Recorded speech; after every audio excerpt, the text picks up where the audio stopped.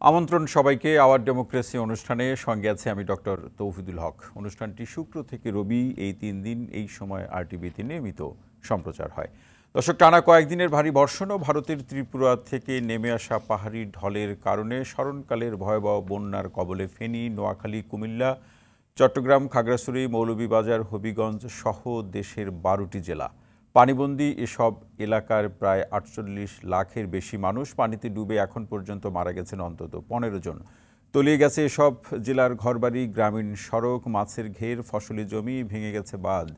দীর্ঘ সময় বিদ্যুৎহীন থাকায় অচল হয়ে পড়েছে মোবাইল টাওয়ার। পুরোপুরি যোগাযোগ বিচ্ছিন্ন হয়ে পড়েছেন ওই সব এলাকার মানুষ। ঢাকা চট্টগ্রাম মহাসড়কের অনেক স্থানে পানি ওঠায় তৈরি হয়েছে দীর্ঘ যানজট। ত্রাণ পৌঁছাতে ঘটছে ব্যাঘাত। বন্যা পূর্বাভাস ও সতর্কীকরণ কেন্দ্র জানিয়েছে, আগামী 24 ঘন্টায় ভারী বৃষ্টিপাতের সম্ভাবনা না থাকায় উন্নতি হতে পারে দেশের বন্যা পরিস্থিতি। বিশেষজ্ঞরা বলছেন, দেশের আবহাওয়া পূর্বাভাস কেন্দ্রের অদক্ষতা এবং ভারত থেকে যথাযথ তথ্য না পাওয়ায় বেড়েছে ক্ষয়ক্ষতি। এছাড়া ত্রিপুরা রাজ্যের ডুম্বুর জলবিদ্যুৎ প্রকল্পের বাঁধ খুলে দেওয়া এই আকস্মিক বন্যা তৈরি হয়েছে এমন তথ্য সঠিক নয় বলে দাবি ভারতের পররাষ্ট্র মন্ত্রণালয়ের। তবে বন্যার্তদের সহায়তায় ঢাকা বিশ্ববিদ্যালয় বৈষম্য বিরোধী ছাত্র আন্দোলনের গণত্রাণ সংগ্রহ কর্মসূচিতে অংশীদার হতে নিজেদের সামর্থ্য অনুযায়ী ত্রাণ সহায়তা পৌঁছে দিচ্ছেন সকল শ্রেণী পেশার মানুষ। প্রধান উপদেষ্টা ত্রাণ তহবিলে একদিনের বেতনের সমপরিমাণ অর্থ জমা দিয়েছেন সেনাবাহিনী, বিজিবি সহ সরকারি বেসরকারি অনেক সংস্থা। প্রবাসীদের পাশাপাশি কেউ কেউ পূজা মন্দিরের ফান্ড দিয়ে দিচ্ছেন বন্যায় ক্ষতিগ্রস্তদের জন্য। এমন একটি বাস্তবতায় আজ আমাদের আলোচনার বিষয় বন্যায় ক্ষয়ক্ষতি। আর এ বিষয়ে আলোচনা করার জন্য স্টুডিওতে উপস্থিত আছেন দুর্যোগ ব্যবস্থাপনা বিশেষজ্ঞ গওহর নঈম ওয়ারা, এবং অনলাইনে আমাদের সঙ্গে যুক্ত আছেন পানি সম্পদ ও জলবায়ু পরিবর্তন বিশেষজ্ঞ অধ্যাপক ডক্টর আইনুন নিশাত। আপনাদের দুইজনকে অনুষ্ঠানে স্বাগত জানাচ্ছি। দর্শক, আপনিও চাইলে আলোচনায় অংশ নিতে পারেন। স্ক্রিনে দেখানো নম্বরে ফোন করে আজকের যে আলোচ্য বিষয় সেই বিষয়ের উপরে সম্মানিত আলোচকদের কাছে প্রশ্ন রাখতে পারেন এবং আপনার মতামত বা প্রতিক্রিয়া থাকলে সেটিও আমাদেরকে জানাতে পারেন। যাচ্ছে আলোচনায়। শুরুতেই অধ্যাপক ডক্টর আইনুন নিশাত স্যার, আপনার কাছে আলোচনায় আসতে চাই। প্রশ্নটি এরকম যে আসলে এবারের এই বন্যা পরিস্থিতি নিয়ে নানা ধরনের আলোচনা পর্যালোচনা আমরা সেটি দেখছি, সাধারণ মানুষের পর্যায় থেকেও দেখছি, কিন্তু আমরা যদি একটু কারণগুলো বোঝার চেষ্টা করি আপনার কাছ থেকে বা আপনাদের দুইজনের কাছ থেকে, তাহলে এই এবারের বন্যার পিছনে কারণ এবং কোন কোন পরিস্থিতিগুলো দায়ী? ধন্যবাদ। প্রথম কথা হচ্ছে যে ব্যাখ্যা করার আগে আমাদের বুঝতে হবে যে শব্দগুলো ব্যবহার করছি, যে টার্মগুলো ব্যবহার করছি, এটা কি সঠিক? উত্তর হচ্ছে না। আমাদের পণ্ডিত লোকরা, বিজ্ঞ লোকেরা বহু কথা বলছে যার কোনো বৈজ্ঞানিক ভিত্তি নাই এবং এটা কারেক্ট না। এগুলো আহ, না বুঝে ভুল ধারণা নিয়ে মানুষের মনে অনেক সন্দেহ সৃষ্টি হচ্ছে।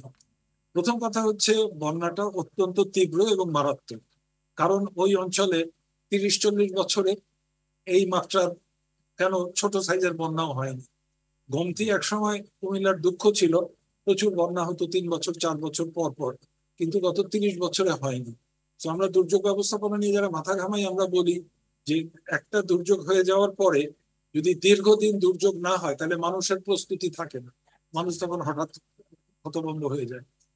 দ্বিতীয় কথা হচ্ছে, আপনারা বলছেন যে আবহাওয়া দপ্তর, পানি বন্যা পূর্বাভাস কেন্দ্র, তাদেরকে যেভাবে কাজ করতে সরকারিভাবে বলা আছে সেইভাবে তারা কাজ করছে।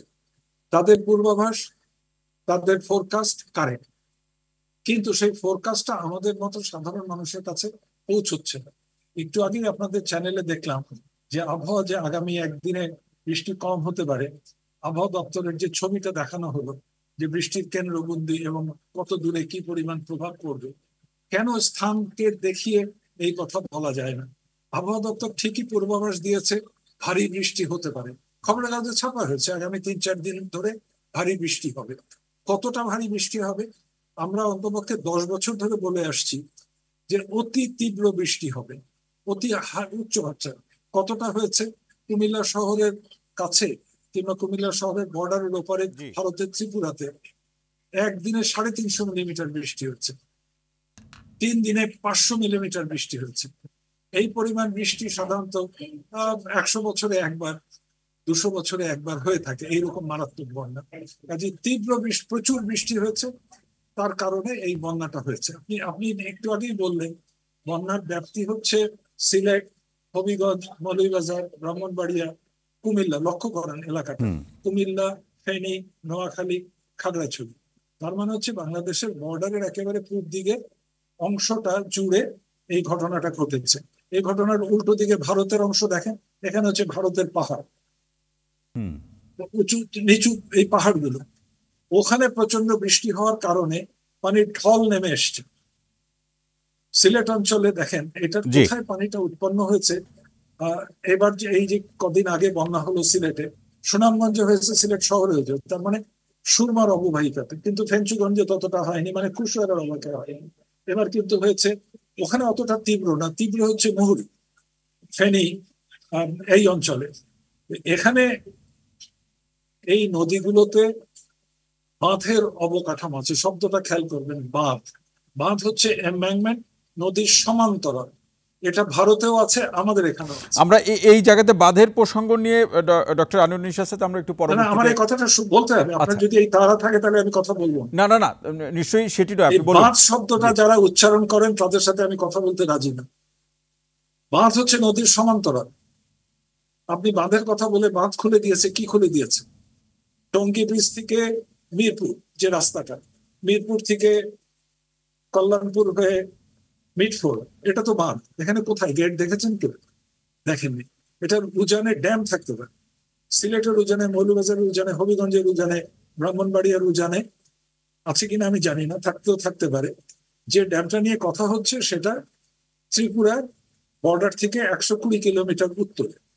সেখানে ড্যামটা কানায় কানায় ভর্তি হয়ে গেলে ভারত এটার গেট খুলে দিতে বাধ্য হয়েছে। গেট খোলে, অটোমেটিক্যালি গেট খোলে। অনেক ভুল তথ্য প্রচারিত হচ্ছে সোশ্যাল মিডিয়াতে। এখন আমি শুধু এটা 2 মিনিট নেই, আমি এটা বুঝতে হবে।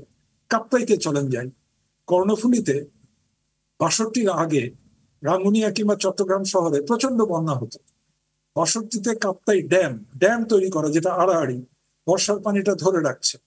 সেখানে পানি ধরে রাখার লেভেল হচ্ছে 108 ফুট, সমুদ্রের পানির উচ্চতা থেকে বেশি। গতকালকে দেখেছি 103 মিটার ফিট ছিল, মানে আরো 5-6 ফিট আছে, খবরের কাগজের হিসাব। আজকে যদি বলতো আবহাওয়া দপ্তর প্রচুর বৃষ্টি হবে, তাহলে আমি বুঝতে পারতাম যে আগামী 2-3 দিনের মধ্যে কাপ্তাইয়ের গেট খুলে দিতে হবে। কাপ্তাইয়ের, তার মানে এটা খোলে যখন ওই অবকাঠামোটা বিপদের সম্মুখীন।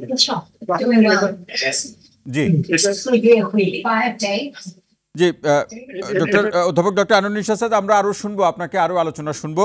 আমরা একটু স্টুডিওর অতিথি গহর নাঈম ওয়ারা ভাই, আপনার কাছে আসতে চাই, যেটি কারণ এবং পরিস্থিতি নিয়ে বিশ্লেষণ করছিলেন, পাশাপাশি ক্ষয়ক্ষতির প্রসঙ্গ নিয়ে একটু আপনার কাছ থেকে শুনতে চাই। গহর নাঈম ওয়ারা। ধন্যবাদ। ক্ষয়ক্ষতি তো আমরা এখনো বুঝতে পারছি না। জি, পানি যখন নামবে তখন আসল ক্ষয়ক্ষতি বোঝা যাবে। এখন যেটা জানছি সেটা মানুষ সময় পায় নাই, তারা চলে গেছে। কিন্তু আমি একটু পিছনে যেতে চাই। ধরে নেন তর্কের খাতিরে ভারত আমাদের জানিয়ে দিল যে পানি আসছে, আমরা কি করতাম? বলেন আপনি? আমাদের কি কিছু করার ছিল? নৌকা নাই। এখন প্রত্যেকটা জেলারই তো একটা, যেটি বলা হচ্ছে আমরা তো প্রস্তুত হতে পারতাম। না, কি প্রস্তুত হতো? কিচ্ছু প্রস্তুত হতে পারতো না। সিলেটে তো প্রস্তুত ছিল, কি করেছে তারা? ফেনীতে কোনো নৌকা নাই। সেটা তো দুর্যোগ ব্যবস্থাপনার একটা স্বাভাবিক প্রস্তুতি হিসাবে এখানে কি কি জিনিস পাওয়া যায়, কোনটা কখন পাওয়া যাবে, নৌকা লাগবে কিনা, সেটা তাদের প্রস্তুত রাখতে হবে। দ্বিতীয় কথা হলো যে এই বাড়িগুলো ডুবতোই, বাড়ি ডুবা বন্ধ করতে পারতো, কারণ ফ্লাড প্লেনের বাইরে যেখানে বাড়ি করা যাবে না সেখানে ঘর বাড়ি বানানো হয়েছে। আপনি যদি ফেনীতে গিয়ে থাকেন, আপনি দেখবেন ফেনীতে 20 বছর আগে যেখানে গেছেন, উকিলপাড়া, পূর্ব উকিলপাড়া, সেখানে কোনো বাড়িঘর ছিল না, একটা নিচু ডোবা জায়গা, ধান চাষ হতো। সেখানে মানুষ, এই পানিটা তো বেরিয়ে যাওয়ার রাস্তাগুলো আমাকে রাখতে হবে, সেগুলো তো আমি রাখি নাই। আমাকে জানালেও আর ফেনীর মানুষকে বিশ্বাসও করানো যেত না যে এখানে এই একতলা দোতলা সমান পানি হবে, কেউ বিশ্বাস করতো না। এটা তারা দেখে না। তারা শেষ বন্যা দেখেছে 36 বছর আগে ফেনী শহর ডুবেছিল 88-র বন্যার সময়, কিন্তু সেই পানিটা আস্তে আস্তে বেড়েছে। এই পানিটা দ্রুত আসছে, অবিশ্বাস্য রকমভাবে এসছে। মানুষ প্রস্তুত হতে পারে নাই, এর মানুষকে বললেও মানুষ প্রস্তুত হতে পারতো না। কিন্তু আমাদের দিকটা দেখতে হবে যে আমরা কি আসলেই প্রস্তুত ছিলাম, আমরা কি আসলে নৌকা এখন তো আমাদের ঘাটতি জায়গাগুলো ঢাকা কোথায়? থেকে বলছে অনেকে যে বরিশালের লঞ্চগুলো পাঠিয়ে দিন, বরিশালের লঞ্চ তো ফেনীতে ঢুকতে পারবে না, ফেনী নদীর মোহনা বন্ধ করে দেওয়া হয়েছে। তো সেটা তো আমাদের বুঝতে হবে। আমরা তো আমার দেশ সম্পর্কে আমার কোনো খবর নাই, আমরা বলছি যে এগুলো করো সেগুলো করো, কিভাবে তার মানে করবো? অনেকে যা বলছে অনেকটা আবেগ থেকে বলছে, সেটা আপনি আবেগ তো এই বলছেন। যে আবেগের বাইরে, যেমন আজকে দেখলাম হেলিকপ্টার থেকে যাতে গুলি করা হয়েছিল সেই হেলিকপ্টার থেকে খাবার ফেলতেছে। এটা সারা পৃথিবীতে নিষিদ্ধ। আপনি উপর থেকে খাবার ছুঁড়ে ফেলতে পারবেন না। কারণ হচ্ছে আপনি সিলেটের দিকে গতবার যখন ফেলেছিল 3 জন মানুষ মারা গিয়েছিল, অনেক আহত হয়েছে, মানুষ তো ছুটে যাবে ওটা নেওয়ার জন্য। এবং শুধুমাত্র এবেল বডিড পুরুষ মানুষরাই নিতে পারবে, অন্যরা নিতে পারবে না। মানুষ এমন অবস্থায় জানি যে একদিন না খেয়ে সে মরে যাবে, আমরা অপেক্ষা করতে পারি, জায়গা দেখে আমরা সেগুলো নিয়ে যেতে পারি, কিন্তু এই ধরনের কাজগুলো করা উচিত না। আবার দেখেন, আমি সারা শহরে ঘুরেছি আজকে, মানুষ তো প্রচুর দান করছে, মানুষের দান নিচ্ছেও, এবং অনেক মানুষ তার এই যে ওয়ার্ড্রপটা পরিষ্কার করার একটা ছুতো পাইছে, পুরনো জামা কাপড় সব দিচ্ছে। কেন আমি পুরনো জামা কাপড় দিব? আপনি কি আমার পুরনো জামা কাপড় পরবেন? আমি যদি ধুয়ে পরিষ্কার করে দিই আপনি জীবনে পরবেন না। তাহলে মানুষকে আমরা বৈষম্য বিরোধী কথাবার্তা বলছি, কিন্তু মানুষকে তো বৈষম্যের স্বীকার করছি আমরা। কেমন করে এটা আমি পুরনো কাপড় তাকে দেওয়ার কথা ভাবছি? কোনো অবস্থায় আমি না, নতুন আবার কেউ কাপড় কেউ দিতে হবে। ভাবছেন, কেউ কেউ ভাবছেন যে নঈম ভাই যে উদ্ভূত পরিস্থিতি থেকে তাকে রক্ষা করার জন্য এই কাজগুলো তারা করছেন। সেই জন্য নতুন কাপড় কিনে দিবেন, না হলে দিবেন না। আপনি যদি পুরনো কাপড় দেন এতে তো অসুখ বিসুখ ছড়ায়। এটা তো বৈজ্ঞানিকভাবে প্রমাণিত যে পুরনো কাপড় যদি আমি ভালোভাবে লন্ড্রি না করি, ভালোভাবে লন্ড্রি করার অনেক কায়দা আছে, সেগুলো না করে এটা আমি দিতে পারবো না। চর্মজনিত অসুখের যথেষ্ট বিভিন্ন অসুখ হবে, সম্ভাবনা এমনকি থাকে। টাইফয়েডও ছড়াতে পারে। এ ব্যাপারে গবেষণা পেপার আছে, সবাই জানে এটা, যারা দেশ চালাচ্ছে তারাও জানেন। কিভাবে তারা এটা অ্যালাউ না, করে? এই জায়গাতে অধ্যাপক ডক্টর নাঈনুন নিশাত স্যার বিশ্লেষণ করেছিলেন, আপনার বিশ্লেষণটা একটু শুনতে চাই, যে ভারতের ত্রিপুরার বন্যার যে অবস্থা বা সেখানকার যে অবস্থা, তার সাথে আমাদের দেশের বন্যার আসলে সম্পর্কই বা কি আছে? না না, স্যার যেটা বলেছেন সেটা ব্যাপারে আমি একমত। উনি যেটা বলছেন এ ব্যাপারে কোনো ভুল নাই, যে আমরা আসলে জানি না উপরে কতগুলো জলাধার আছে। জি, আমরা শুধু একটা বা দুটার নাম জানি, মুহুরীর উপরে কলসিতে আছে, বা আমাদের গোমতীর উপরে ডম্বুরে আছে, এটা আমরা জানি। কিন্তু মুহুরীতে একাধিক জলাধার আছে, সেটার খবর আমরা জানি না, আমাদের সেই তথ্যের আদান প্রদান নাই, আমরা তো এটা বলতে পারবো না। এবং এটা স্বাভাবিকভাবে আমাদের কাপ্তায়ও যেটা হয়, আমাদের তিস্তা ব্যারেজেও সেটা হয়, যখন একটা লেভেলের উপর চলে যায় তখন আপনি গেটগুলো খুলে দিতে হয়, বা খুলে যায়, বা একটা ব্যবস্থাপনা আছে, নাহলে ওটা ওই এস্টাবলিশমেন্টটা টিকবে না। এখন ধরেন 120 মাইল দূরে যেটা আছে সেটা থেকে যদি পানি আসেও, সে তো তার নিজের এলাকা, নিজের গ্রামের, নিজের শহরগুলোকে ধাক্কা দিতে দিতে আসবে, এবং সেটাই এসছে। যেটা এই এই এই উপরের পানিটা যখন একসাথে এসে নেমেছে তখন এই স্রোতটা বেড়েছে, যেটা স্রোতটা আমরা আমাদের 88 বন্যাতে আমরা দেখি নাই, এবার আমরা দেখেছি। তখন আমাদের মনে হয়েছে আরেকটা প্রভাবও আছে, যেটা আমাদের এই যে সিদ্ধান্ত, এই কথাগুলোর পিছনে কাজ আছে। আপনি যদি ভারতীয় মিডিয়াকে দেখেন, তাদের ফেসবুকগুলো দেখেন, তারা এই যে পরিবর্তনের পরে তারা অনেকেই বলছে আমরা কিন্তু সব গেট খুলে তোমাদের ডুবিয়ে দেব। আমি নিজে পড়েছি, এরকম কথাবার্তা আছে। তখন তো মিলে যায়, তাহলে তো গেট খোলার কথা বলেছিল, বোধহয় গেটটা খুলে দিছে। গেট খোলা এত সহজ না, এবং গেট খোলেও না। যেটা পানি স্বাভাবিকভাবে আসে সেইভাবেই আসছে, কিন্তু খুব দ্রুত এসেছে। এবং বৃষ্টিপাতে শুধু ওইটার পানি না, উপরে পাহাড়ের পানিটাও এসেছে একসাথে। এই দুটো মিলে আমাদের মুহুরীর উপরে যে কলসি, মানে ভয়াবহতার মাত্রা অনেক বেশি বেশি বেড়ে যাওয়ার, সেটাই অন্যতম কারণ। প্রস্তুত ছিলাম না, আমরা প্রস্তুত ছিলাম না। নঈম ভাই, অসংখ্য ধন্যবাদ। আরও আলোচনা শুনবো। অধ্যাপক ডক্টর নাঈনুন নিশাত স্যার, আপনার কাছে আসতে চাই। বাদের প্রসঙ্গ সেটি আপনি বলছিলেন, সেক্ষেত্রে আমাদের স্টুডিও আলোচক নঈম ওয়ারাবাই যেটি বলছিলেন, যে আসলে আমাদের যে প্রস্তুতির জায়গাটি যেভাবে থাকা প্রয়োজন, বা সেই এলাকার আপনি শুরুতে সেটি উল্লেখ করেছিলেন, সেই জায়গা থেকে যদি এভাবে এই প্রশ্নটি রাখি, যে পরবর্তী বা ভবিষ্যতে এই ধরনের পরিস্থিতি বা বন্যা পরিস্থিতি তৈরি হলে যে আগাম প্রস্তুতিগুলো আমাদের থাকা দরকার, সেই প্রস্তুতিগুলোর জায়গাতে যদি একটু আপনি আলোচনা করেন। খুব দ্রুত দুটো পয়েন্ট বলছি। প্রথম, বাংলাদেশ সরকারের একটা দলিল আছে, তার নাম হচ্ছে স্ট্যান্ডিং অর্ডার অন ডিজাস্টার। দুর্যোগের আগে, দুর্যোগ চলাকালীন সময়, দুর্যোগের ইমিডিয়েটলি পরে, এবং লং টার্ম মেজার হিসাবে ডেভেলপমেন্ট ওয়ার্কে দুর্যোগের ব্যাপারটা কি করে ইনকর্পোরেট করা হবে। এটাতে ইউএনও কি করবে, ডিসি কি করবে, সাংবাদিকরা কি করবে, স্কুল টিচাররা কি করবে, পিডব্লিউডির ইঞ্জিনিয়াররা কি করবে, এলজিডি কি করবে, আর্মি কি করবে, পুলিশ কি করবে, সব লেখা আছে। জি, কাজে আমাদের থিওরিটিক্যাল প্রিপারেশন আছে, কিন্তু এটা কয়জন দেখেছে, কয়জন এটা ফলো করে, এটা হচ্ছে প্রথম কথা। আর 2 নম্বর হচ্ছে এই বাঁধ শব্দটা নিয়ে বাংলাদেশে যে তুলকালাম কাণ্ড চলছে, সবাই না বলে লিখছে। তারা ফারাক্কা বাঁধ না, ফারাক্কা ব্যারাজ। মুহুরীর উপরে যেটা আছে সেটা ব্যারাজ, গোমতীর উপরে যেটা আছে সেটা ড্যাম, তিস্তার উপরে যেটা আছে সেটা ব্যারাজ। তিস্তার উপরে ভারতের ব্যারাজেরও উত্তরে সিকিমে একটা ড্যাম ভেঙে গেছে, যেটা আলাদা আলাদা। কাজে দয়া করে বাঁধ এলোপাথারি ভাবে ব্যবহার করবেন। এখন বাংলাদেশের মোটামুটি প্রত্যেকটা নদীর 2 পাড়ে, নদীর সমান্তরাল এমব্যাঙ্কমেন্ট আছে, ভারতেও আছে। কোন কোন জায়গায় সেই এমব্যাঙ্কমেন্টটা কন্টিনিউয়াস, অর্থাৎ ভারতের পানিটা সরসর করে নেমে আমাদের দেশের বাঁধের ভিতর দিয়ে সমুদ্রে চলে যাওয়ার কথা। বহু জায়গাতে এই বাঁধটা কন্টিনিউয়াস না, বর্ডারে একটা গ্যাপ আছে। আর বহু জায়গাতে, ভারতে কি অবস্থা আমি জানি না, আমি দেখিনি, কিন্তু আমাদের দেশে বাঁধগুলোর প্রপার মেনটেনেন্সের কারণ না হওয়ার কারণে দুর্বল অবস্থাতে আছে। কাজে ভবিষ্যতের জন্য প্রতি বছর ফেব্রুয়ারি মার্চ মাসের মধ্যে বাংলাদেশে যত বাঁধ আছে, যত এমব্যাঙ্কমেন্ট আছে, এগুলো রিপেয়ার ওয়ার্ক কমপ্লিট করা উচিত। মানে এখানে নির্মাণের ত্রুটি কতটুকু দেখছেন? একটি তো মেইনটেনেন্সের প্রসঙ্গ তো আছে, নির্মাণের ত্রুটি এটা অনেকেই বলছেন, আপনি সেটি কিভাবে দেখেন স্যার? নির্মাণের ত্রুটি অপেক্ষাকৃত কম, ত্রুটি নেই যে তা বলছি না। আপনি যখন উপকূল এলাকাতে বাঁধ তৈরি হয়েছে 60-এর দশকে, গোমতীর বাঁধ তৈরি হয়েছে 400 বছর আগে, সেটাকে ধীরে ধীরে পুনর্বাসিত করে আরো উঁচু করা হয়েছে।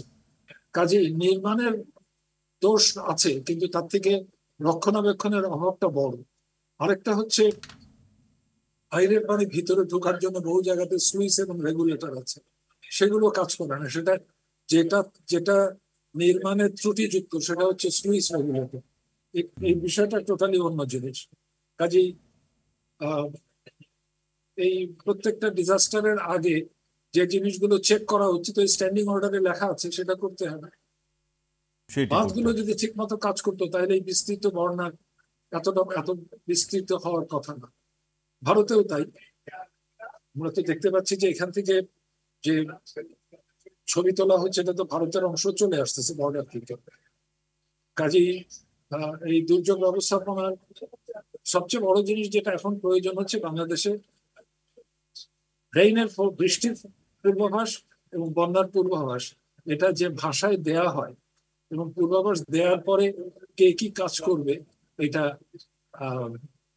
পুনর্বিবেচনা। এই যে এখন এই মুহূর্তে ছবিতে দেখছি একটা রাস্তার উপর দিয়ে আপনার বৃষ্টির পানি, এই বন্যার পানি আসছে। তার মানে রাস্তার এপার থেকে ওপার আসার জন্য যে ওপেনিং দরকার ছিল সেটা পর্যাপ্ত নয়। জি।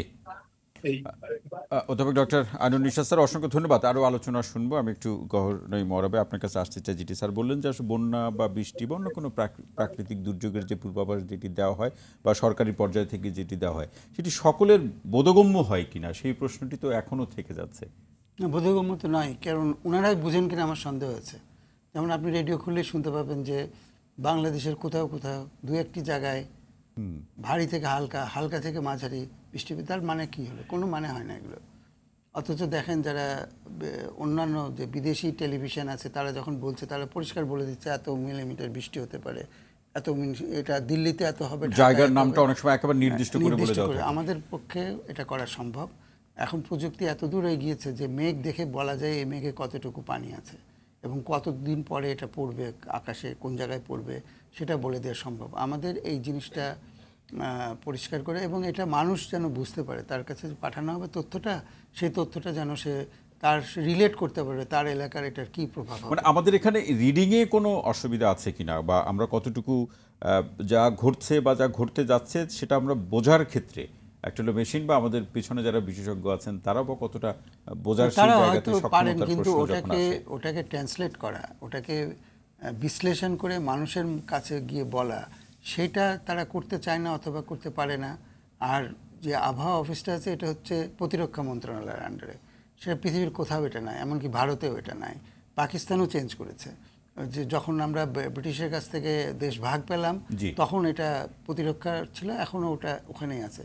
ফলে প্রতিরক্ষা মন্ত্রণালয়ের ভিতরে কোনো কিছু থাকলে সেটা নিয়ে আলোচনা করা, সেটাকে আরও ভালো করা, সেটার ব্যাপারে কোনো কথা বলতে আমাদের সাহসে কুলায় না, আমাদের সেই হিম্মত নাই, সাহস নাই।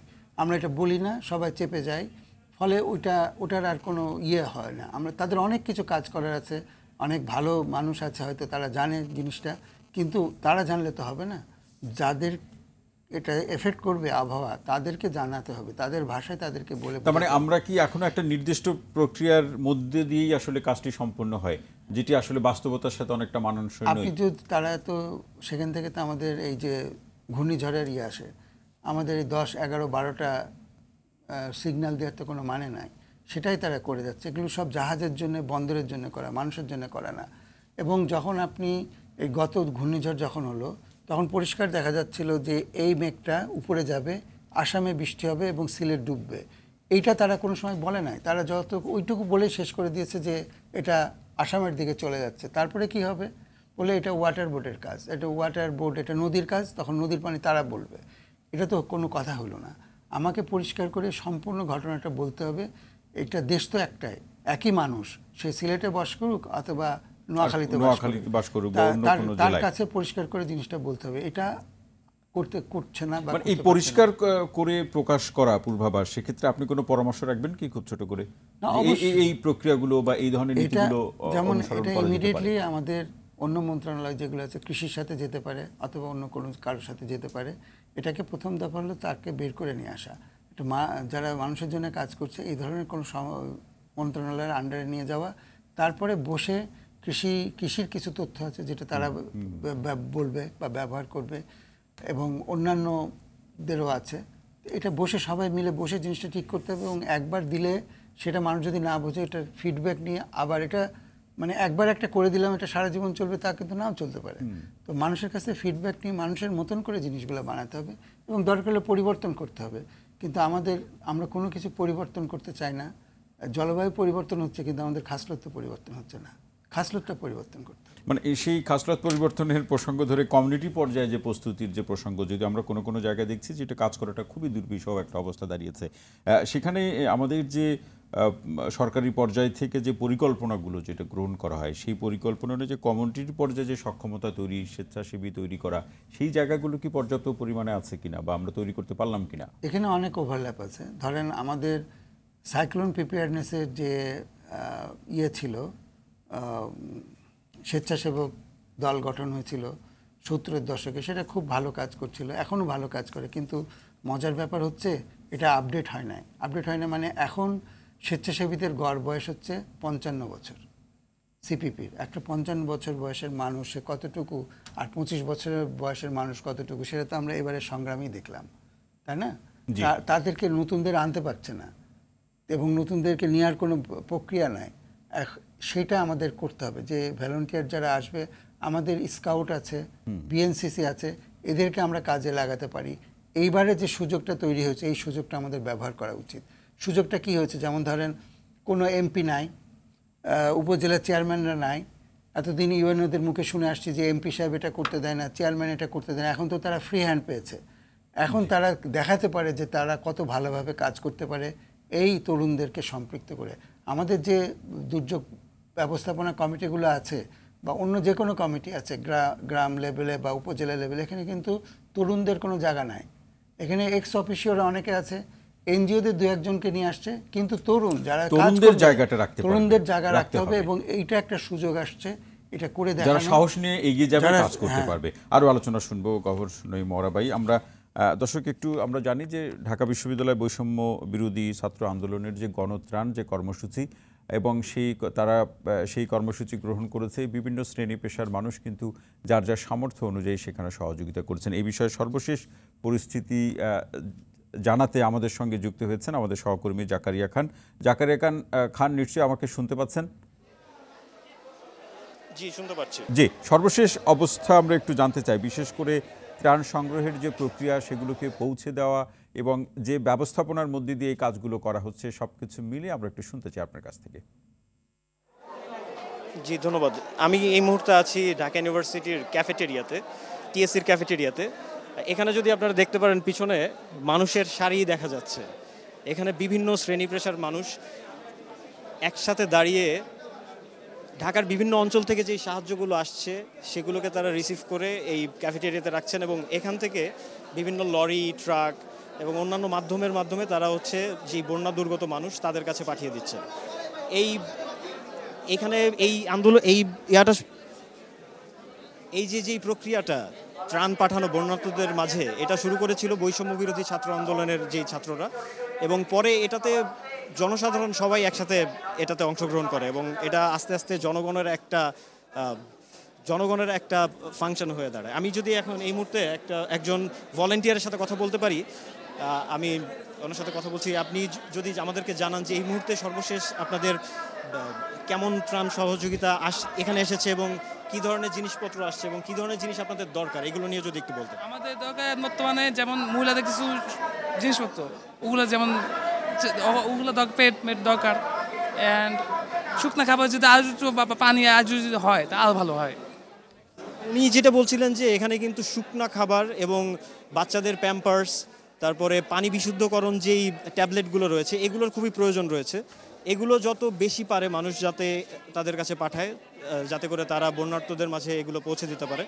সো এই ছিল এই মুহূর্তে সর্বশেষ আমার কাছে টিএসসি থেকে। জি দর্শক, টিএসসি থেকে আমাদেরকে গণত্রাণ কার্যক্রমের ঢাকা বিশ্ববিদ্যালয় বৈষম্য বিরোধী ছাত্রদের যে ত্রাণ সহায়তা কেন্দ্র গণত্রাণ কর্মসূচি থেকে সর্বশেষ জানাচ্ছিলেন আমাদের সহকর্মী জাকারিয়া খান। আমরা একটু ওয়ারাবাই সেটি শুনতে চাই, যেটি যারা ভলান্টিয়ার হিসেবে কাজ করছেন বা সেখানে যারা সমন্বয়ের দায়িত্ব পালন করছেন, তারা হচ্ছে শুকনা খাবার, পানি বা ওষুধ এগুলো বেশি করে প্রয়োজন। তো এটা তো এলাকাভেদে প্রয়োজনটা আছে, সেটা নির্ধারণ করা, সেভাবে পৌঁছে দেওয়া, এক্ষেত্রে কি কোনো বৈজ্ঞানিক ব্যবস্থাপনা অথবা কোনো পরিকল্পনার আছে কিনা, আপনি কোনো পরামর্শ রাখবেন কিনা? অবশ্যই অনেকগুলো ক্ষেত্রে আমাদের চিন্তা ভাবনা করে কাজ করতে হবে। সেটা হচ্ছে যে প্রথম কথা পানির খুব দরকার এবং নিরাপদ পানি দরকার। বিশুদ্ধ না বলে আমরা নিরাপদ বলবো, সেই পানিটা দরকার এবং এটা বোতলের পানি দিয়ে এইটার প্রয়োজনীয়তা মেটানো সম্ভব হবে না। ওখানে স্থানীয়ভাবে যে পানি পাওয়া যায় সেটা, এখানে একটা খুব ভয়ঙ্কর কথা শুনলাম, বললো ওয়াটার পিউরিফাইং দিলে যে ট্যাবলেটটা আছে ওই ট্যাবলেটের পানি আমি কেউ খেতে পারবো না, তাতে যে একটা যে গন্ধ হবে, শিশুরা তো খাবেই না। এটা আমাদের মাথায় রাখা উচিত। আমি তো বলছি, এবং এটা কীভাবে খেতে হবে, এক একটা ট্যাবলেটের ক্যাপাসিটি এক এক রকম, কোনটা 2 লিটারের জন্য, কোনটা 1 লিটারের জন্য। আমি যে যখন দিচ্ছি তখন কি এই তথ্যটা তার কাছে পৌঁছাচ্ছে? তাহলে তো একটা নিরাপদ কোনো ব্যবস্থা আছে, নিরাপদ ব্যবস্থা আছে। আমি যে ফিটকিরি যদি দিই পানি, একটা কলসের ভেতরে 2 লিটারের যে কলস আছে তার মধ্যে 1 চামচ দিলেই আমি 2-3 ঘন্টা রাখলে 90% জীবাণু ধ্বংস করে। মানে ফিটকিরিটাই সবচেয়ে নিরাপদ। এটাতে কোনো শারীরিক ক্ষতি হবে না। আরেকটা জিনিস হচ্ছে যে কাপড় চোপড়, মানে এই জায়গাতে যে পরবর্তী যে পরামর্শগুলো আপনি রাখতে চান, যারা সহযোগিতা করছেন, যারা সমন্বয়ের দায়িত্ব পালন করছেন, পানি কিভাবে বিশুদ্ধ করা যায়, নিরাপদ করা যায়, সেই প্রসঙ্গে আপনি বলছেন। পরবর্তী যে এর ছাড়া যে পরামর্শগুলো আছে সেগুলো বিরতির পরে শুনবো। প্রিয় দর্শক, আপনারা দেখছেন আওয়ার ডেমোক্রেসি অনুষ্ঠান। ছোট্ট বিরতির সঙ্গেই থাকুন।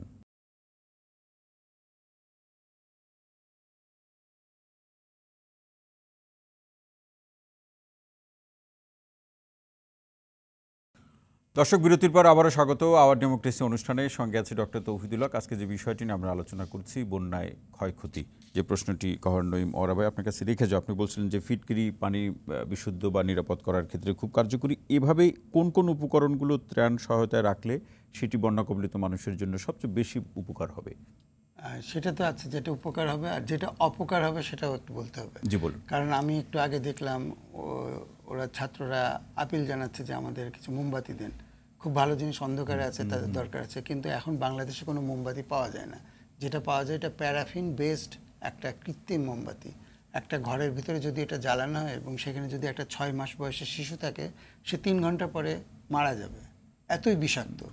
আপনি দেখবেন মোমবাতি নিভানোর পরে আপনি ওই গন্ধটা নিতে পারেন না। আপনি ট্রাই করে দেখেন। ফলে এই মোমবাতিটা টোটালি বর্জন করতে হবে। এই মোমবাতি দেয়াই যাবে না কোনোভাবেই না। তাহলে আমি কি দিব? আমি চার্জার দিব, ব্যাটারি দিব সাথে, তারা সেগুলো ব্যবহার করবে, অথবা হ্যারিকেন দিব, কেরোসিন দিব, সে আলো জ্বালাবে, ওইভাবে করবে, বাট নট মোমবাতি। এটা একটা কথা। খাবারের প্রসঙ্গে একটু যদি খাবারের প্রসঙ্গে আমাদের খাবারগুলো এমন খাবার দিতে হবে যেমন পানির তো কোনো সমস্যা, অনেক কিছু খাবার আছে যেটা খাওয়ার পরপরই আমার পানি খেতে ইচ্ছা করে, পানির চাহিদাটা বেশি, পানির চাহিদা বাড়ে। যেমন আমি যদি শুকনা খিচুড়ি দিই, মানুষ অনেক পানি খাবে, তাহলে আমাকে এটা ভাবতে হবে, আমাকে পাতলা করে খিচুড়িটা দিতে হবে যাতে পানিটা আমি কম কনজিউম করি।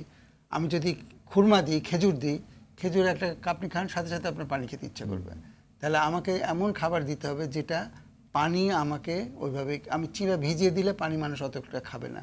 এটা আমার মাথায় রাখতে হবে যে আমি যদি শুধু বিস্কুটই দিই তাহলে সাথে সাথে বাচ্চাটা পানি খেতে চায়, সেই পানিটা আমি দিতে পারছি না, তার একটা ক্রাইসিস হবে। আমাকে এটা চিন্তা করতে হবে। আমি যখন প্যাকেজ করছি, ধরেন আমি চাউলের সাথে যে কোনো অবস্থাতে যে আমি যেন আলু একই প্যাকেটের মধ্যে না রাখি, আলুটা পচে যাবে, চালটা নষ্ট হয়ে যাবে, পুরোটাই নষ্ট হয়ে যাবে।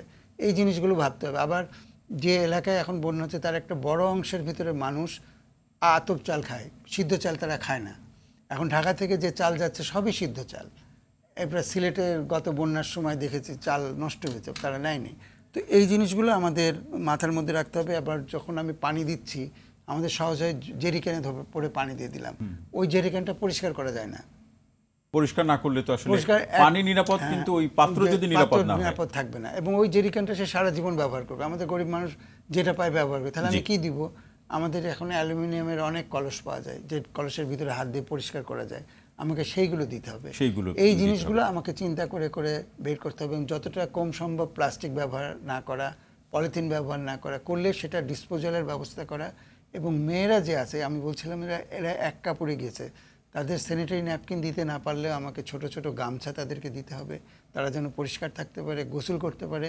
এবং কাপড়টা খুবই দরকার, শাড়ি, 3 পিস, এই কাপড়গুলা আমাদের ইয়েতে এখন যারা দিচ্ছে, নিয়ে আসছে, তাদেরকে বলা উচিত পুরনো কাপড় দিবেন না, আপনারা নতুন কাপড় দেন। শাড়ি, 3 পিস, লুঙ্গি, গামছা, এগুলো আপনারা দেন। মানে কম দামি হোক, কিন্তু নতুন কাপড়, কম দামি না। আমাদের ওই যে আবার একটা ইয়ে আছে না, জাকাতের কাপড়, সেই প্রসঙ্গ আমি বলছি না, আমি বলছি মানে মানসম্মত যেটা আমি ব্যবহার করতে পারি সেটাই আমি দিব, নাহলে আমি টাকা দিব, তারা কিনে নেবে। অসংখ্য ধন্যবাদ। আরও আলোচনা শুনবো। অধ্যাপক ডক্টর আইনুন নিশাত স্যার, আসতে চাই প্রশ্নটি এরকম, এই আলোচনা অনেকেই করছেন, আপনার কাছ থেকে আপনার যে মতামত, আপনার বিশ্লেষণ, সেটা আমরা শুনতে চাই। সেটা হচ্ছে যে অভিন্ন নদীর পানি ছেড়ে দেওয়ার প্রসঙ্গ, কিংবা সেখানে ভারতের সাথে বাংলাদেশের যে মানে যে আন্ডারস্ট্যান্ডিং আছে অথবা যে বোঝাপড়া আছে, সেই জায়গা থেকেই কোনো ব্যত্যয় লক্ষ্য করছেন? করলে সেগুলো নিরাময় অথবা সেগুলোকে প্রশমিত করে দুই দেশের মধ্যে একটি সম্পর্ক নিয়ে এসে সেই জায়গাগুলোতে এক ধরনের স্বস্তিকর অবস্থা তৈরি করার জন্য কি পরামর্শ রাখবেন আপনি? আমার কাছে খুব সহজ। দুই দেশের মধ্যে তো কোনো কথাবার্তাই হয় না, এবং এই আলোচনার মেইন সিদ্ধান্ত হয় পলিটিক্যাল ভিত্তিতে। কাজেই দুই দেশের যারা সংশ্লিষ্ট মন্ত্রী কিংবা পুরো দেশের দায়িত্বে আছেন, তাদের মধ্যে কথা হয়ে, অনেক বিষয় আছে এখানে, বন্যার ব্যাপার আছে, খরার ব্যাপার আছে, নদী ভাঙনের ব্যাপার আছে, নদীর মাধ্যমে যে পানি আসে সেটার ব্যাপার আছে, উজানের অবকাঠামোর ব্যবস্থাপনার ব্যাপার আছে, এবং নীতিগতভাবে সিদ্ধান্ত আছে যে অববাহিকা ভিত্তিক আলোচনা হবে। গোমতীর উজানে কি আছে, নঈম আহরা ভেরি কারেক্টলি বলেছেন, উজানে কি কি আছে তো আমরা জানি না। মুহুরী নদীর উজানে একটা ব্যারাজ আছে শুনেছি, আর মনোমুহুরী খোয়াইতে কি আছে এটা আমরা জানি না। এই জন্য দুই দেশের মধ্যে আলোচনা হয়ে পরিষ্কারভাবে কি সিদ্ধান্ত হচ্ছে এবং সেগুলোর বাস্তবায়নের বিষয়ে হওয়া উচিত। সতর্কীকরণের ক্ষেত্রে অনেক সিদ্ধান্ত আছে, সেগুলো কতটুকু কার্যকর হচ্ছে সেটা পর্যালোচনা হওয়া উচিত। যৌথ নদী কমিশনের মাধ্যমে হতে পারে। যৌথ নদী কমিশন একটা স্ট্যাটিউটরি বডি, রিকমেন্ডিং বডি, প্রয়োজন বোধে দুই সরকারের ডেজিগনেটেড অফিসাররা এই আলোচনা করতে পারে। বন্যার পানি তো উজান থেকে বাংলাদেশে আসবে, অর্থাৎ ভারত থেকে আসবে। নদীর পানি উজান থেকে ভাটিতে বাংলাদেশে আসবে। কাজে এই সমস্যাটা বর্ষাকালেরও সমস্যা, শুকনো মৌসুমেরও সমস্যা। শুকনো মৌসুমে যতটুকু পানি আসতো আগে, সেটা দিনে দিনে কমে যাচ্ছে, কারণ উজানে তার ব্যবহার বাড়ছে।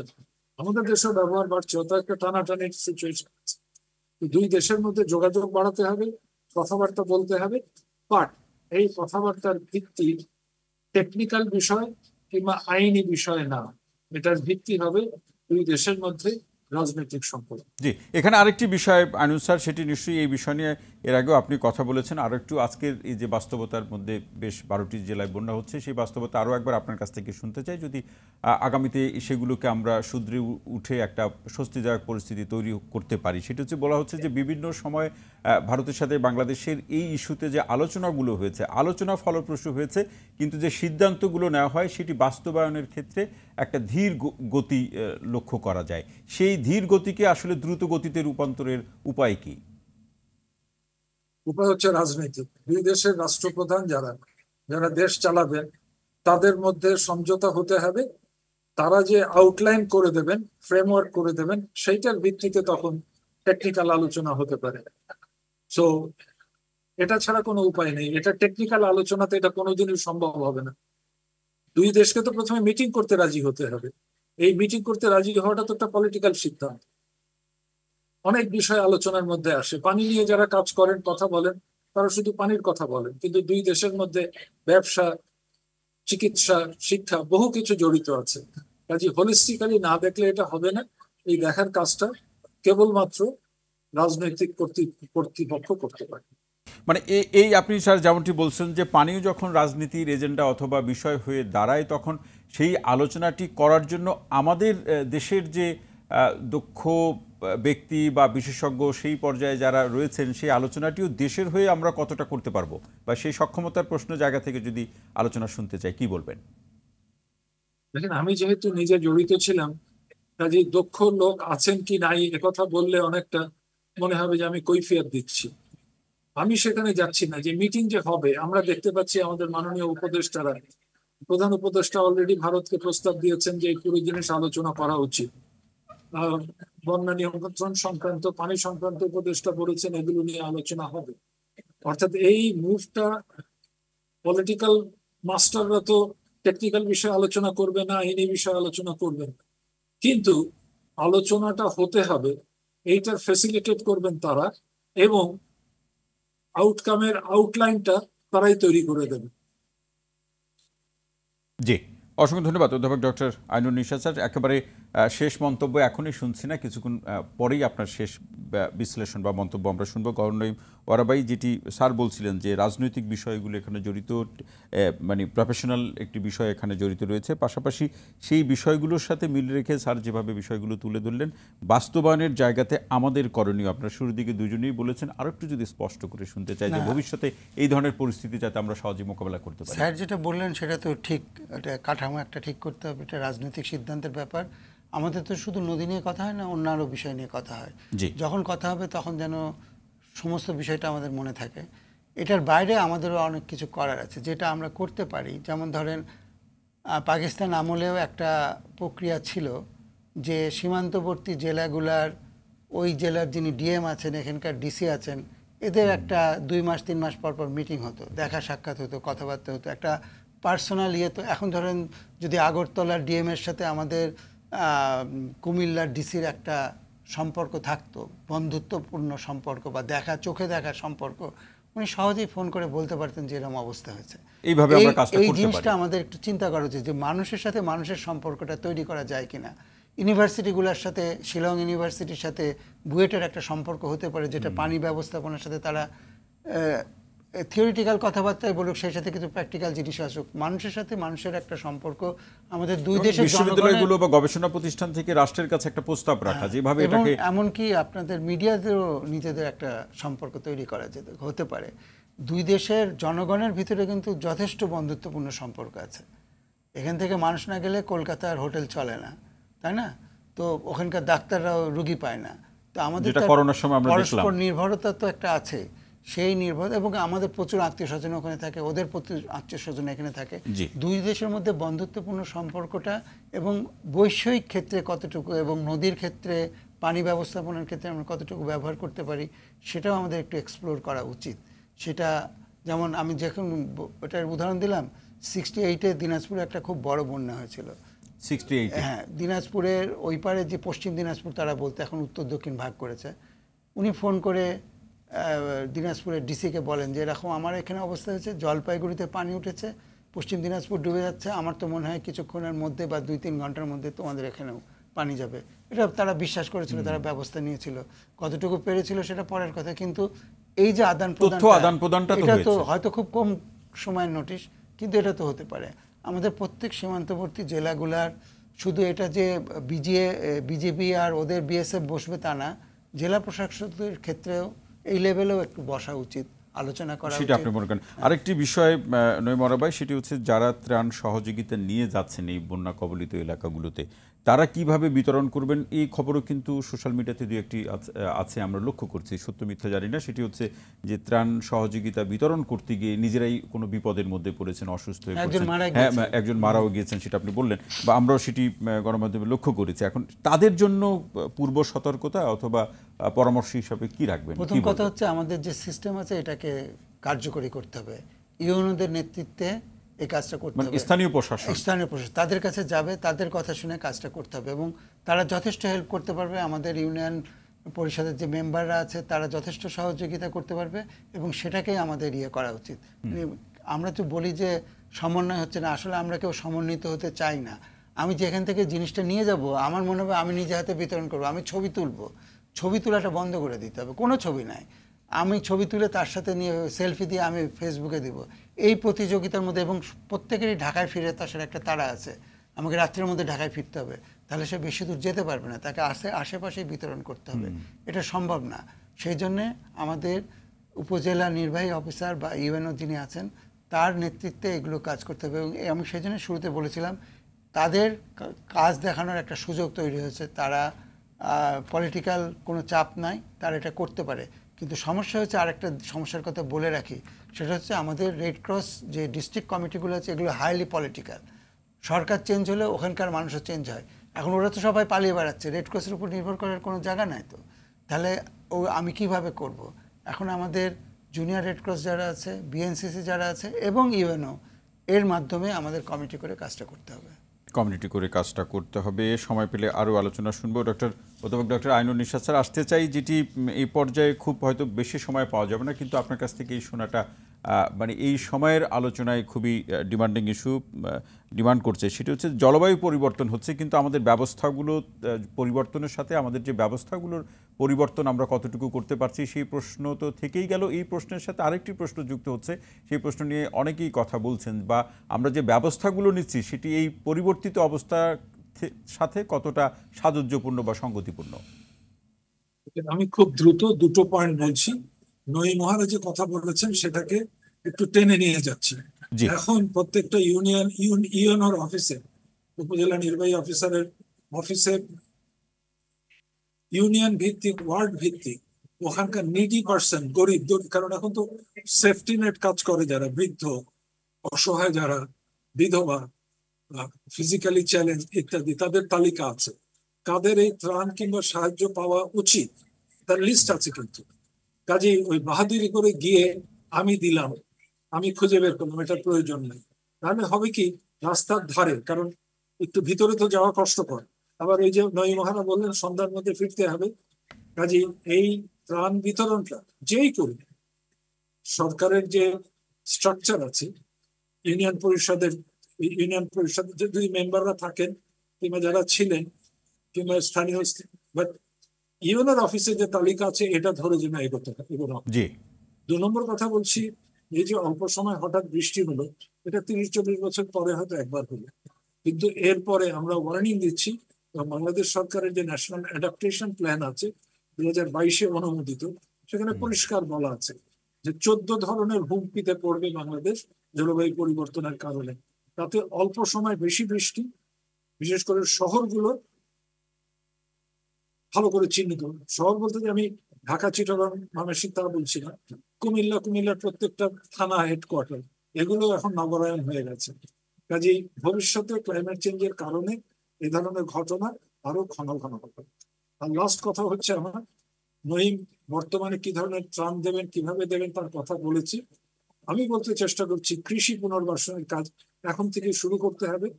আমন ধান লাগানোর সময় প্রায় শেষ, আগামী 10-15 দিন আমাদের এই কাজ করতে হবে। মানে আল্লাহর রহমতে যদি নেমে যায় তাহলে ধানের বীজ, চারা ইমিডিয়েটলি বিতরণ করতে হবে। জি, মানে একেবারে শেষ মন্তব্য কি বলবেন? মন্তব্যে কি, কোন বিষয়গুলোকে আপনি এই মুহূর্তে যে আলোচনাটাকে বেশি বা যে ব্যবস্থাগুলোকে বেশি গুরুত্ব দিবেন সেগুলো একটু শুনতে চাই। মূল কাজটা হচ্ছে মানুষের প্রয়োজনের দিকে লক্ষ্য রেখে করা। যাদের নিডি পিপল, খাবার নেই, পানি নেই, তাই না, রাতে বেলা আলো নেই, নিরাপত্তার ব্যাপার আছে। কাজে এগুলো সকলে মিলে এই বিপদের হাত থেকে যাতে আমরা উদ্ধার পাই, তার জন্য সহযোগিতা যেটুকু প্রয়োজন, রিসোর্স যেটা প্রয়োজন, মোবিলাইজেশন শুরু হয়েছে, ছাত্ররা করছেন, আমাকেও রাস্তায় ধরেছিল টাকা দেন রিলিফের জন্য। তো এই ধরনের কাজ হচ্ছে, কিন্তু আমাদের দেশে মেইন প্রবলেম হচ্ছে সমন্বয়ের অভাব। লাস্ট কথাটা হচ্ছে ত্রাণটা অনেকটা এতদিন পর্যন্ত ওই ব্রিটিশ আমল থেকে লোক দেখানো, আমরা একটা ব্যানার টাঙিয়ে খিচুড়ি বিতরণ করছি, এটা যেন না হয়, মানুষের প্রকৃত নিডের দিকে যাতে আমরা নজর দিই। Thank you. জি, অসংখ্য ধন্যবাদ অধ্যাপক doctor Ainul Nishat sir. Governor Naeem ওরাবাই আসতে চাই, যেটি সমন্বয়ের একটি প্রসঙ্গ, যেটা আপনি শুরুর দিকে কিছুক্ষণ আগে আলোচনা করলেন। পাশাপাশি অনেক জায়গায় অনেকটা আপনিও বললেন, স্যারও বললেন যে লোক দেখানো একটা মনোভাব আছে, যে ছবি তোলা আমি দিয়েছি, সেটা একটু ক্রেডিট প্রসঙ্গ। সেটি যিনি দিচ্ছেন তার মধ্যে সেটা তৈরি হতেই পারে, কিন্তু সেটি বাস্তবতা বা অবস্থা বুঝেই করতে হবে। সেই প্রসঙ্গ ধরে শেষ মন্তব্য কী বলবেন? ছবি তোলার সময় ভাবতে হবে, এই যার সাথে ছবি তুলছি সেটা তো আমার যদি মা হতো, তার ছবি যদি কালকে কাগজে দেওয়া হতো আমার কেমন লাগতো, তাহলেই ছবি তোলা বন্ধ হয়ে যাবে। ছবি তোলাটা অবশ্যই ইয়ে করা উচিত। আমি আরেকটা প্রসঙ্গে একটু বলতে চাই যে আমাদের যারা ক্যাম্পে আসছে, বিশেষ করে প্রবীণ যারা আছেন, অনেকের প্রতিদিন ব্লাড প্রেশারের ওষুধ খেতে হয়, অনেকে ডায়াবেটিসের ওষুধ খেতে হয়, অনেকে যক্ষ্মার চিকিৎসার মধ্যে আছেন, এবং এদের একটা ডোজ যদি বাদ পড়ে তাহলে তার জীবন সংশয়ের মুখে যেতে পারে। তো যারা রিলিফ নিয়ে যাচ্ছে এই মানুষগুলোকে বেছে এদের জন্য একটা প্যাকেজ তাদের নিয়ে যাওয়া উচিত, যে ডায়াবেটিস যারা আছে ডায়াবেটিসের একটা ওষুধ তাকে দিয়ে দেওয়া, প্রেশার তো প্রতিদিনই খেতে হয় শোয়ার আগে, সেটা তাকে একটু ব্যবস্থাপনা করা, এবং যারা ওই এলাকায় যক্ষ্মার যথেষ্ট প্রভাব আছে এবং যারা যক্ষ্মার চিকিৎসা নিচ্ছেন তাদের যেন কোনো ড্রপ না পড়ে, সেটা তাদের মাথায় রাখতে হবে। এবং শিশুদের, যে সমস্ত শিশুদের বিসিজি টিকা দেওয়া উচিত, সেই টিকাটা যেন ড্রপ না পড়ে। এগুলো খুব দ্রুততার সাথে চিহ্নিত করে, আমাদের এখন সুবিধা আছে, সব মানুষগুলো এক জায়গায় আছে, শেল্টারে আছে, ছড়িয়ে ছিটিয়ে নাই। তো সেটা একটা কাজ আমাদের করতে হবে। মানে আরেকটি বিষয়, সেটি নিশ্চয়ই আপনারও নজরে এসেছে, যে এই সময় কিছু কিছু এলাকায় সাপের উৎপাত অনেক বেড়েছে। সেই এমন কোনো ব্যবস্থা আছে কি যাতে এই উৎপাত থেকে সাধারণ মানুষ বা বন্যা কবলিত মানুষ কিছুটা হলেও সাপের ভয় দেখানো ঠিক হবে না, কারণ সাপ এবং সেও প্রাণের ভয়। না, সাপকে ভয় দেখানোর প্রসঙ্গ বলছি না। না, সাপও প্রাণের ভয়ে থাকে, সেও মানুষকে কামড়ায় না যতক্ষণ না তাকে সে যতক্ষণ না একটা বিপদের মুখোমুখি হবে ততক্ষণ সে করবে না। তো আমরা তো জানি না সাপে কাটার ওষুধ কোন হাসপাতালে আছে। সরকার বলছে আমাদের সমস্ত উপজেলায় আছে, কিন্তু প্রতিদিন পেপারে দেখবেন যে উপজেলায় যাওয়ার পরে দেখা যায় এখানে ওষুধ নাই, সেই গিয়েছে। এবং এই ওষুধগুলা কাছাকাছি রাখতে হবে এবং জানিয়ে দিতে হবে যে কোন জায়গায় আছে, যদি এরকম কোনো বিপদ হয় তাহলে সে যেন সেটা থেকে চিকিৎসাটা পায়। কোন হাসপাতালে আছে, এখন মিরেশ্বরায় আছে নাকি তাকে সীতাকুণ্ডে যেতে হবে, সেটা যেন আগাম তারা জানিয়ে দেয়। কোন সিভিল সার্জনের একটা দায়িত্ব, সে যেমন ওআরএসের হিসাব দেবে, তার এই সাপে কাটার ওষুধেরও হিসাব তাকে দিতে হবে, এবং কোনখানে কতগুলো মজুদ আছে। সাপে কাটলে আপনার 100 মিনিটের মধ্যে তার চিকিৎসা শুরু করতে হবে, এবং 100 সিসি ওষুধটাকে মধ্যে ওই 100 মিনিটের মধ্যে ঢোকাইতে হবে। এর একটু এদিক সেদিক হলে রোগীকে বাঁচানো যাবে না। তো সেইটা হিসাব করে সেরকম দূরত্বে এই জিনিসগুলো নিয়ে এসে রাখা দরকার। এবং আরেকটি প্রসঙ্গ, যারা বন্যা কবলিত তাদের এই অবস্থার প্রতি আমরা সম্মান অথবা সহমত রেখেই বলছি, তাদের প্রতি সম্মান রেখেই বলছি, তাদের মধ্যে কখনো কখনো একটা তাড়াহুড়ো দেখা যায়। আপনি শুরুর দিকে বলছিলেন যে আসলে ত্রাণ দেওয়া কেউ নিয়ে গেলে তাড়াহুড়া করে সেটি নেওয়ার চেষ্টা করা, কিংবা কখনো ত্রাণ সহায়তা পাওয়ার জন্য খুব উদ্গ্রীব হয়ে থাকা, এই অবস্থা থেকেও তাদের উদ্দেশ্যে কি বলবেন? না, এটা তাদের দোষ না, কারণ তারা জানে না নেক্সট ত্রাণটা কখন পাবে, সে সবটুকু পাবে কিনা। যদি এটা ঠিক মতন তালিকা করে, যে তালিকার কথা স্যার বলছিলেন, এই তালিকা আছে, সবচাইতে ক্ষতিগ্রস্ত মানুষের তালিকা আছে, এবং বাংলাদেশের তালিকা করা সবচেয়ে সহজ কাজ। যেহেতু একটা মুসলিম প্রধান কান্ট্রি, আপনি যে কোনো গ্রামে গিয়ে বলবেন এখানে ফেতরা খায় কে, কেউ এটা নিয়ে মিথ্যা কথা বলবে না। তাহলে ফেতরা খাওয়ার লোকগুলো আপনার আলাদা হয়ে গেলে তারা টপ প্রায়োরিটি পাবে। আপনি শেল্টারে গেলেও এরম পাবেন, তাদের করতে পারবেন। এবং সেই জন্যে ইউনিয়ন পরিষদের মেম্বারদের যুক্ত করাটা খুবই জরুরি। তারা জানে কার কতটুকু ক্ষতি, কি হয়েছে, কার লাগবে কার লাগবে না, সেটা তারা জানে, এবং সেটা তাদেরকে দিতে হবে। এটা মানে পুলিশ আর্মিকেও এটা পারবে না, তারা মানে এটা স্থানীয় পর্যায় থেকে সেই তথ্যগুলো নিতে হবে। এবং সেই তথ্য নেওয়ার সাথে এটি একটু যোগ করে আমরা একেবারে শেষ পর্যায়ে এটা শুনবো, সমন্বয়ের যে অভাব, সমন্বয় করাটাও যে কখনো কখনো খুব দুর্বিষহ বা দুরূহ হয়ে পড়ে, সেই প্রসঙ্গ ধরে একেবারে শেষ পরামর্শ বা শেষ মন্তব্য কি বলবেন? মানে আমাদের মাথায় রাখতে হবে যে আমি সমন্বিত হতে চাই, এই নিয়তটা আমার থাকতে হবে। আমি যখন জিনিস নিয়ে যাচ্ছি, আমার এই জিনিসের আমি মালিক, আমি দেবো, কাউকে হাতে দিব না, এটা না। যদি ইউএনও বলেন যে আমার এই ইউনিয়নের এই ওয়ার্ডে এটা লাগবে, আপনি যেতে পারছেন না, আমরা নিয়ে যাব, আপনি থ্যাংক ইউ ভেরি মাচ, আমাকে রিসিট দিয়ে দিলাম, আপনি চলে যান, এটা আমরা বিতরণ করে দেবো। এটাকে আমার বিশ্বাস করতে হবে, কাউকে তো কাউকে বিশ্বাস করতেই হবে। তো সেইটা যদি আমি মানি যে না, অনেকের এই অ্যারোগেন্স আছে, না আমি নিজে হাতে বিতরণ করব, আমার গরু আমি জবাই করব, তো সেটা তো হবে না। এটা তাতে বিরূপ পরিস্থিতি তৈরি হতে বিরূপ পারে। পরিস্থিতি, এবং উনি জানেন কোন জায়গাটায় লাগবে, এখন কোন জায়গাটায় আরেকটা দল দিয়ে গিয়েছে, কোন জায়গায় আগামীতে আসছে, এবং এইটা আমি কখন কিভাবে দিতে পারবো। কিছু কিছু জিনিস আছে তাড়াতাড়ি বিতরণ করতে সেই হবে, ম্যাপিংটা করেই আসলে কার্যক্রমগুলো এবং সম্পন্ন সেই করতে জন্য হবে। প্রত্যেক ইউএনের কাছে একটা কন্ট্রোল রুম হবে, যেটা আমাদের স্ট্যান্ডিং অর্ডারের মধ্যে আছে। ওখানে কি কি থাকবে, কয়জন থাকবে, ওনারা এখন কিছু ভলেন্টিয়ার লাগবে যারা এই কাজটা করতে পারবে, ওনাকে সহযোগিতা করতে পারবে, এবং ওনার অফিসে তো আরো অনেক লোকজন আছে, তাদেরকে নিয়ে কাজ সবাইকে নিয়ে আপনি যেটি বললেন সমন্বিতভাবে এই পরিস্থিতি মোকাবেলা করতে হবে। অসংখ্য ধন্যবাদ গভর্নর নঈম ওরা এবং অধ্যাপক ডক্টর আইনুল নিশাত, আপনাদের দুইজনকে অসংখ্য ধন্যবাদ আজকের আলোচনা আমাদের সময় দেওয়ার জন্য। দর্শক, আওয়ার ডেমোক্রেসি আজ এখানেই শেষ করছি। সবাই ভালো থাকুন, সুস্থ থাকুন, নিরাপদে থাকুন। সঙ্গে থাকার জন্য অসংখ্য ধন্যবাদ।